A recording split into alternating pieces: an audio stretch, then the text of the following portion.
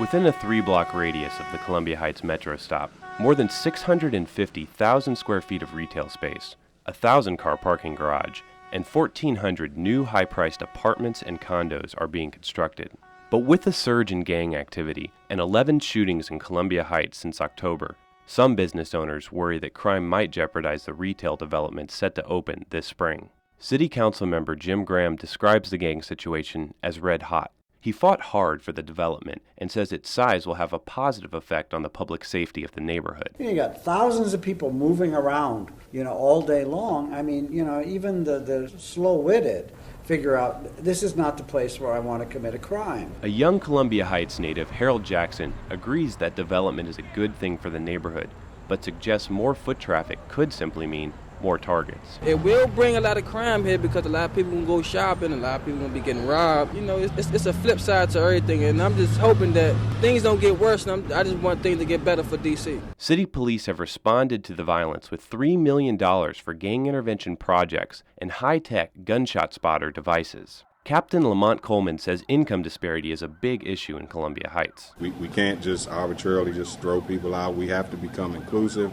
We have to be creative and think of ways that we all can cohabitate. I believe that these efforts will reduce the amount of fear that may be out there in the community. One new area businessman is Jay Sim. He opened Mayorga Coffee House and Lounge earlier this year. Sim says he decided to invest in Columbia Heights because of its charm and a perception that the neighborhood was improving. One time a local resident who's been living here for years was just sitting there with me and looking out on the street, and he told me, I can't believe I'm sitting here, because just a few years ago, I'd be scared too. But it's not all good news. Sim says an acquaintance recently forfeited a $50,000 condo deposit because he decided it wasn't a good investment. And just last month, one of the high-priced condo developments switched to apartments because of a lack of sales. We just thought the crime would steadily reduce until recently. Since October, it just seems like there's been a spike.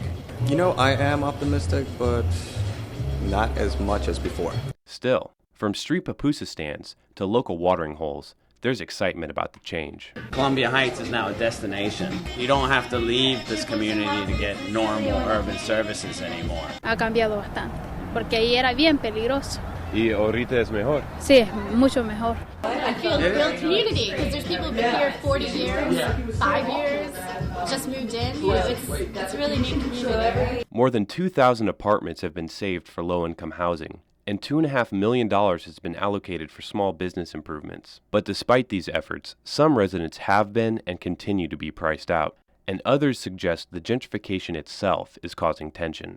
Robert Moore has run the Development Corporation of Columbia Heights for the last 15 years. He says the multicultural nature of the neighborhood is one of the biggest draws for new residents. We had about 2,000 Vietnamese who lived in the neighborhood 5 years ago. They're primarily gone. They've been priced out, and that includes Latinos and some African Americans. Nick Schwellenbach moved to the neighborhood 3.5 years ago. 25, white, middle class, probably exemplify a certain demographic that's been increasingly moving into Columbia Heights. And despite being the victim of both violence and a burglary, he says he's staying. As someone crowbarred their way into our basement, stole a laptop, my bicycle, and a 6-pack of beer, which is probably what I would steal if I broke into someone's place. I was actually mugged in May of 2005. Pretty brutal, and I had to go to the emergency room, and it's not just white people like me that are moving into Columbia Heights, but it's people who are fairly wealthy, people who typically would have moved to like Arlington or Alexandria. Now they're living next to the poorest of the poor. Many businesses see the diversity as a positive. The Tivoli Theater, built in the 1920s, was once an elegant countryside destination. Now it's home to the Gala Hispanic Theater. Abel Lopez is the theater's director. All of that, diversity and that flavor is really important and was a unique draw for us. And Councilmember Graham calls the area's diversity a treasure that must be preserved. It's something precious to me. There's going to be something very special. People who want that richness will be drawn to us. This is something very unique, and we're going to cherish it and protect it.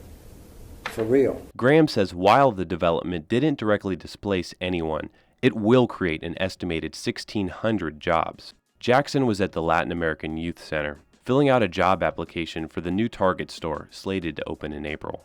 We need more jobs out here. I got kids I need to take care of, so I'm hoping that I get a job at one of these locations that they building out here. He says city officials need to make sure new jobs go to D.C. residents. Lagan Siebert, American Observer News.